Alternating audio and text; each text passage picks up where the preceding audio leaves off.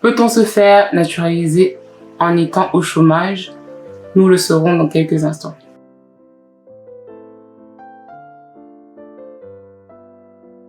Bonjour, je m'appelle Stéphine Arlette. J'aide les étrangers à s'intégrer administrativement en France, puisque la partie juridique, j'aide les personnes à comprendre comment leur intérieur et la manière de voir les choses peut avoir un impact sur leur extérieur. Si tu as soif de changement, tu es au bon endroit. Peut-être tu es au chômage et tu songes à te faire naturaliser. Dans un premier temps, nous verrons la liste des pièces à fournir et dans un second temps, nous verrons comment obtenir la naturalisation par décret si tu es au chômage. Quelles pièces faut-il fournir pour une naturalisation par décret? Telle est la question. Franchement, par décret, le plus simple est de faire la simulation sur Internet. Cela te permettra de savoir quelles pièces il te faut, si tu es marié, si tu es célibataire, si tu es entrepreneur, salarié ou chômeur. Si tu n'as pas fait de simulation, ça veut dire que tu es tombé ici par curiosité. Si tu es curieux, c'est compréhensible. Mais si tu es dans l'optique de véritablement te naturaliser, va faire la simulation et reviens sur cette vidéo. Je te donne quand même quelques pièces au cas où.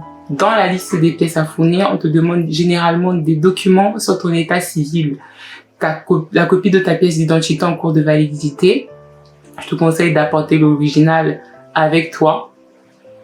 Une fois que tu pourras déposer ton dossier, toutes les pages de ton passeport qui sont marquées, ton acte de naissance original ainsi que la copie certifiée. La copie certifiée ou apostillée se fait dans l'ambassade de ton pays d'origine normalement, mais en fonction des pays ça change. Il te faudra aussi le formulaire SARFA, de demande de naturalisation en 2 exemplaires. Si tu veux une vidéo sur comment j'ai rempli le mien, n'hésite pas.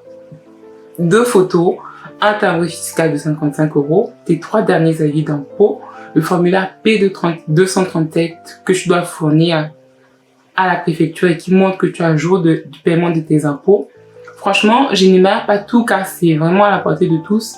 Si tu veux que je te explique document par document, dis-moi en commentaire si c'est nécessaire pour toi et à partir de ce moment-là, je préparerai une vidéo dans ce sens-là. On te demande aussi les 3 dernières fiches de paye, les fiches de paie de novembre, décembre, les 3 dernières années. Tout ça, en fait, ce sont des preuves de ton insertion professionnelle. Ok? Ça va montrer en gros que tu es inséré professionnellement, que tu peux subvenir naturellement à tes besoins. Nous allons donc répondre à la deuxième question. Comment obtenir la naturalisation par décret en étant au chômage? En réalité, en étant au chômage, c'est ton parcours dans son intégralité qui sera étudié. Si pour ta demande de naturalisation, tu es actuellement au chômage, mais que tu as travaillé les 3 dernières années sans être au chômage, ta demande peut être acceptée. Par contre, si durant les 3 dernières années, tu étais au chômage et qu'au moment du dépôt, tu travailles, cela montre que tu n'as pas forcément de stabilité et donc tu peux être ajourné. Pareil, si durant les 3 dernières années, tu travaillais et qu'actuellement tu es au chômage, mais que tu es en création d'entreprise, ta demande peut être acceptée. En fait, c'est au cas par cas. Mais toi-même, pose-toi cette question. Est-ce que je suis professionnellement stable? Réponds toi-même à ta question. Ok? Peut-être toucher les allocations, même de 2 000 € par mois, ce n'est pas considéré comme être professionnellement stable.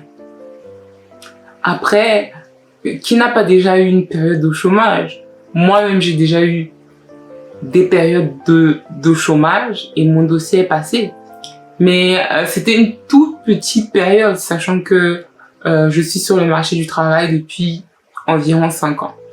Donc, si tu as encore des doutes, c'est bien de te renseigner dans différents groupes Facebook.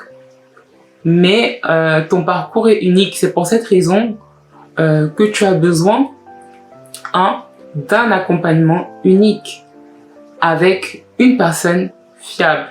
Mais surtout, n'oublie pas, ce n'est pas ta nationalité qui définit ta valeur. Alors prends soin de toi et de tes proches.